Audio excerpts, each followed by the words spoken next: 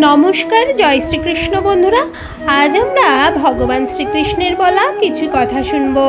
গীতায় ভগবান শ্রীকৃষ্ণ বলেছেন, যখন হৃদয় থেকে ক্রোধ আর বিরোধিতা দূর হয়ে যায়, তখন সহন শক্তি ধর্মের শক্তিতে পরিণত হয়। ক্রোধ থেকে প্রতিশোধের জন্ম হয় আর ধর্মের থেকে ন্যায়ের জন্ম হয়।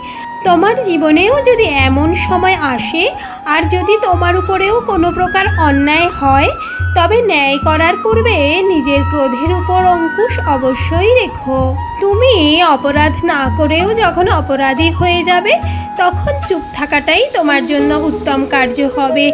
কারণ চিৎকার করে কখনো নিজেকে নির্দোষ প্রমাণ করা যায় না। সেজন্য সঠিক সময়ের অপেক্ষা করা উচিত। দেখবে সঠিক সময়ে সঠিক জবাব সে ঠিক পেয়ে গেছে।